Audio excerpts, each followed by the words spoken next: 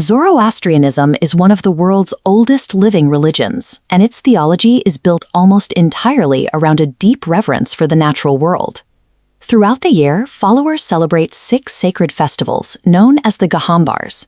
Each one honors a specific primordial creation, like water, earth, or plant life, and they are marked by returning natural offerings to the elements.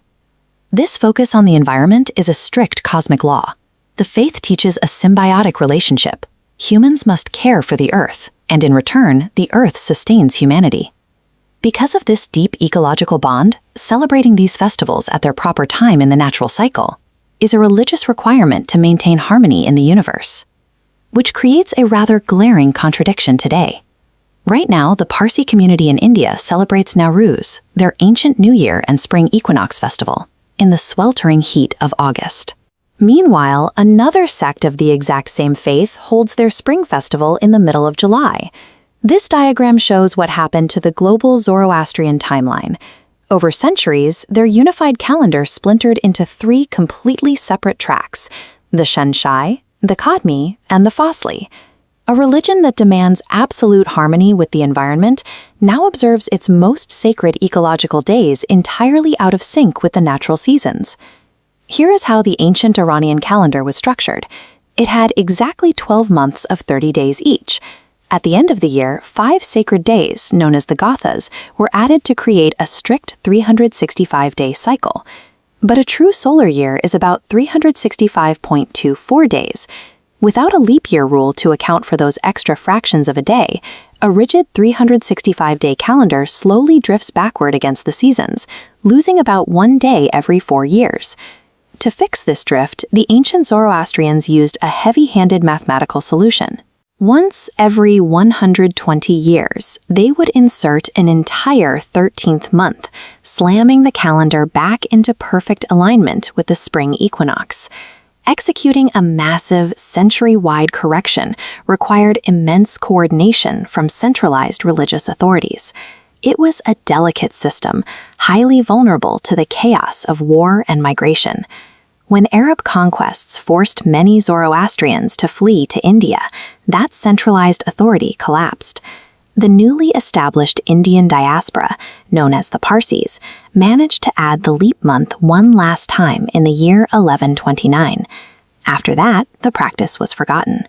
Meanwhile, the Zoroastrians who remained isolated in Iran never added it at all. Centuries passed without communication. Then, in the early 1700s, an Iranian priest visited the Parsis in India and noticed their calendars were exactly 1 month apart.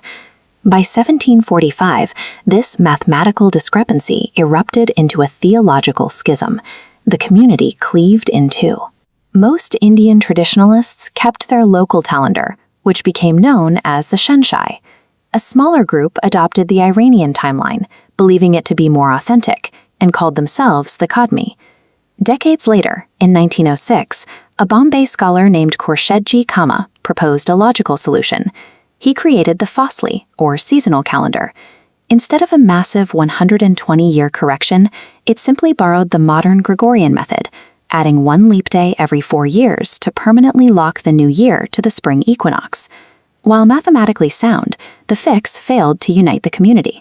It simply created a third competing faction, splintering the Zoroastrian timeline even further.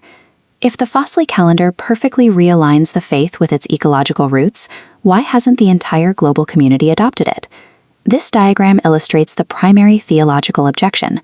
The ancient texts mandate exactly 5 sacred Gatha days at the end of the year. When you try to insert a 6th leap day, you visually and spiritually fracture the symmetry of that ancient structure. Traditional priests argue that this extra day breaks their intricate liturgical structures. More practically, if a person dies on that leap day, it creates severe theological complications for calculating their annual muktad, the ancestral death ceremonies. For Orthodox traditionalists, mathematical alignment with the solar year takes a back seat to preserving the unalterable purity of their rituals. Today, while the seasonal Fasli calendar is widely used by the Western diaspora, the Shenshai and Kadmi traditions still maintain a firm grip in India, and here in places like the Rostam Bagh Fire Temple in Iran. In 1992, an astronomical coincidence occurred where all three calendars temporarily aligned on the exact same day. Many pushed to use the moment to consolidate the timelines, but deeply entrenched beliefs prevented a permanent merger. A unified global calendar remains highly unlikely. Shifting the dates would require the complex, highly expensive reconsecration of the sacred religious implements used in the fire temples. These three distinct calendars track a millennium of survival across a scattered diaspora.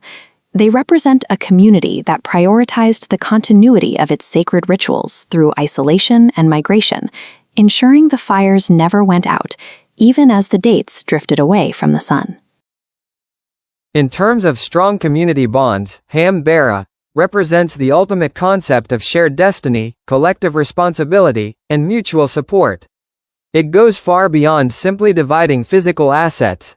It means that a community shares equally in both its fortunes and its hardships. When applied to social cohesion, Ham-Bara manifests through several core cultural pillars: the principle of shared destiny, spiritual and moral interconnection, and institutionalized communal pooling. Though the diversity of three distinct calendars speaks to our rich history and traditions, it creates a unique challenge for our modern era. When our festivals, Nowruz, Marigan, Espangan, Farvardagan, are spread across different dates, does it hinder our ability to come together as one? Does the lack of a shared calendar impact our collective emotional bonds and sense of community identity? As a community that values deep-rooted tradition, how can we foster stronger social cohesion while respecting these distinct liturgical paths? Whether these calendar differences act as a barrier to unity or a testament to our community's diverse preservation of faith.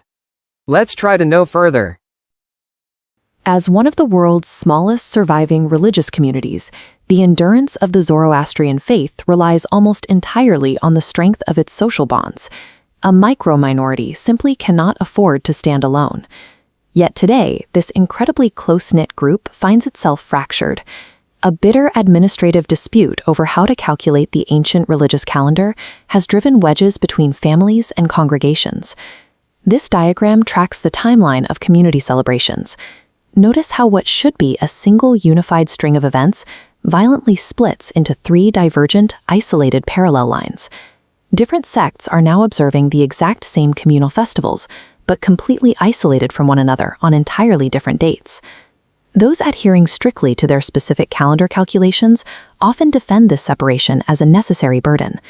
The argument is that maintaining the exact historical dates is required to properly preserve the ancient faith. However, looking back at the original spiritual instructions of Spitama Zarathustra reveals a set of mandates that seem to challenge this very idea, suggesting that the pursuit of mathematical precision might actually undermine the primary goals of the faith. To understand why an argument over a calendar threatens the core of the religion, we have to look past modern administrative disputes and examine what the foundational texts literally demand of their followers. Central to Gothic philosophy, the oldest hymns of the religion, is the concept of two opposing mental forces competing within every human mind. This visualization represents spenta mainiu, the progressive mentality. Notice how these geometric patterns continuously build upward, organically connecting. Opposite is angra mainiu, the retarding mentality. Clinging to outdated structures that cause social isolation is a static, regressive force. Zarathustra anchored these concepts to personal action by establishing absolute free will.